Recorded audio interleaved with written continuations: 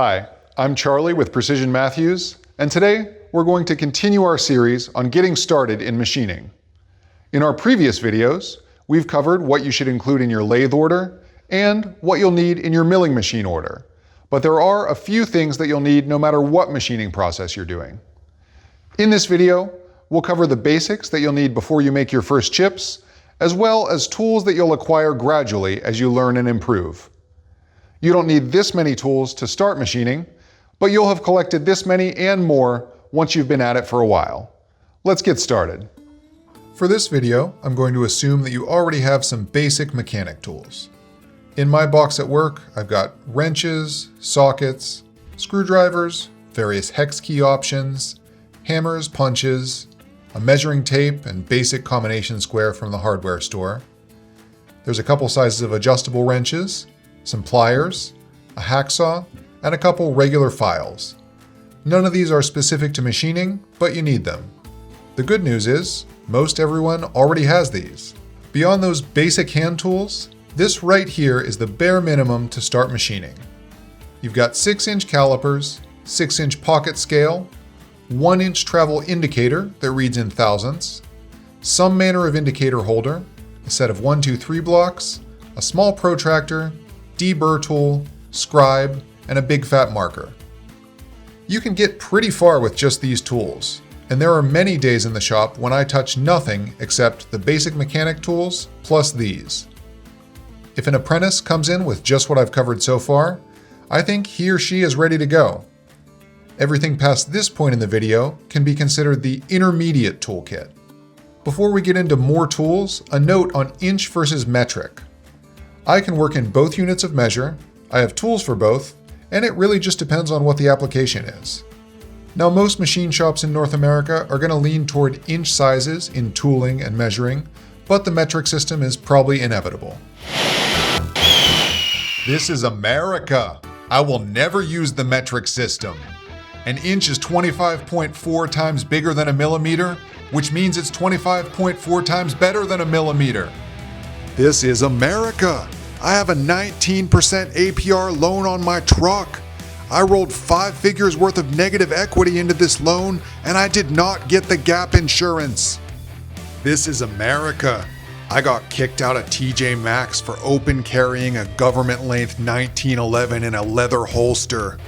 Instead of practicing reloads, I practiced switching to my second gun. Also, my third gun. This is America. Sometimes I look out the window and I'm hit with a wave of overwhelming ennui. How did I get here? Is this really me? Or is this a simulacra of masculinity invented in a Philip Morris marketing meeting? Am I a rugged individualist, or did I adopt this affect because I'm afraid of being vulnerable, of letting people in? Is this why Debbie left? What was I talking about? Oh yeah, I normally work mostly in inches, so we'll refer to inch tools for this video. You'll notice that I don't wear rings or watches or fancy clothes. I spend money I would spend on jewelry on premium tools. If you want to treat yourself to Mitutoyo, Starrett, and Interrapid, that's fine, but Schar's works 90% as well for a third of the price. You don't need to blow your budget just getting into the field. Once you have the bare minimum toolkit covered, it's time to expand to more precise ways of measuring features. You can, of course, measure outside dimensions with your calipers, but you'll soon find you need a set of outside micrometers. And apologies for not closing the calipers all the way. No, my 1, 2, 3 block is not oversized by 20 thou. I just set it down like that and didn't see it until it was time to edit the video.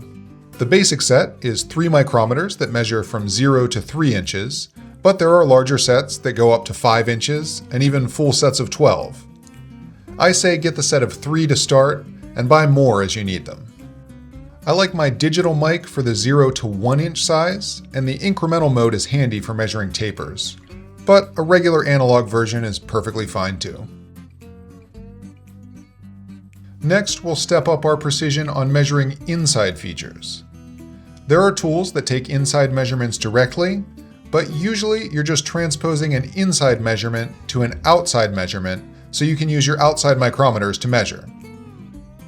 The basics here are a set of the snap gauges and a set of the small hole gauges. With those, you can measure any inside feature from 1/8 of an inch up to a couple inches.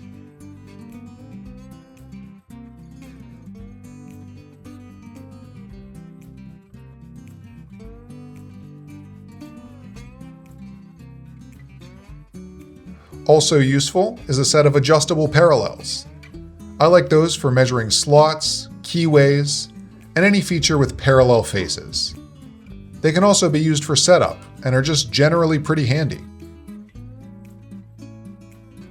The third measurement on our calipers is depth, and just like outside and inside features, there is a more precise tool for this. That would be our depth micrometer. Unlike the outside micrometers, you don't need a whole set to measure each inch range. You just swap out the rod. Most depth micrometers come with rods at least up to 4 inches, and some go up to 6. Like the outside micrometers, there are also digital versions, but again, the fancier tools don't do anything you can't do with basic tools. They do make you look cool to other tool nerds, but do you really want the respect of people like me? My bare minimum machinist toolkit includes one small deburring tool, and you can expand this a bit to make your life easier. The first edition is one of the whirly hole deburr tools. I don't even know what this tool is actually called, but everyone knows what I mean by whirly hole deburr tool. Also consider getting a small collection of needle files.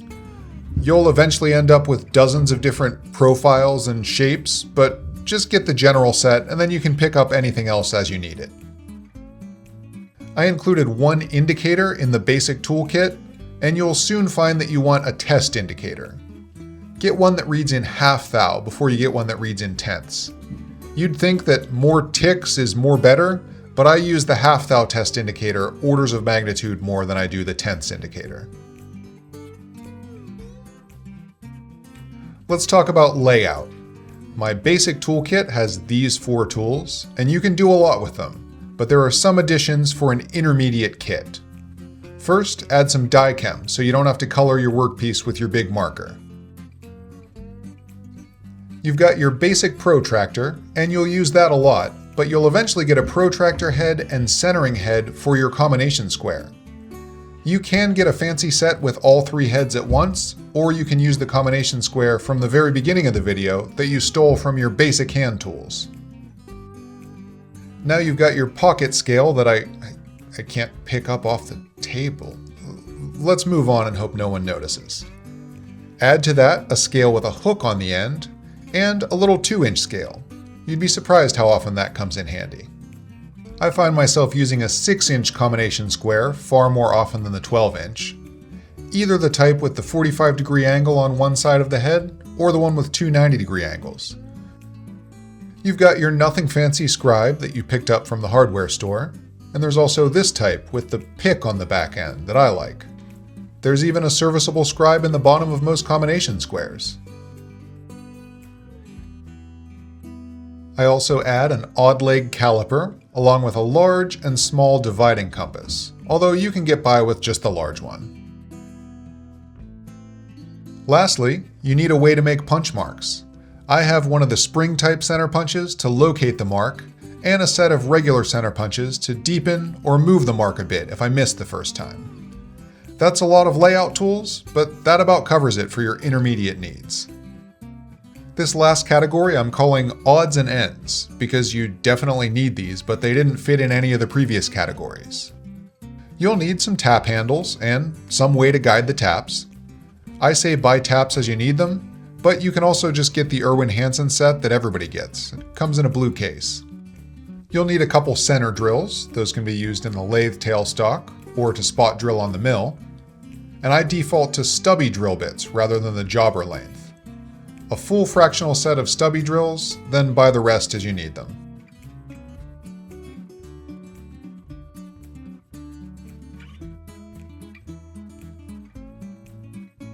You're going to need some way to edge find on your milling machine. Here I'm showing the regular type, the wiggler type, and the electronic type that lights up when it makes contact. You can take your pick on what type you want, but honestly, you'll probably end up with all 3 eventually. Oh, and put a calculator in your toolbox. I know there's one on your phone, but I hate having my phone out when I'm trying to concentrate. Plus, phones are like $1,000 these days. Get a calculator for $20 and you won't feel bad when you drop it on the floor or get chips and cutting oil on it. So altogether, here's what I would call an intermediate machinist tool collection. If you have all these tools and the knowledge to use them, you're more than ready to make some parts. So there you have it. With a lathe, a mill, cutting tools for both those machines, and the tools we've covered in this video, you can do 80% of the jobs that you'd come across in a machine shop. Of course, collecting the tools for the other 20% will take you a lifetime, but this is a great start. Now, I'm sure I forgot to mention something, so let me know in the comments if there's something among your general machining hand tools that you think should have been included. And as always, thanks for watching.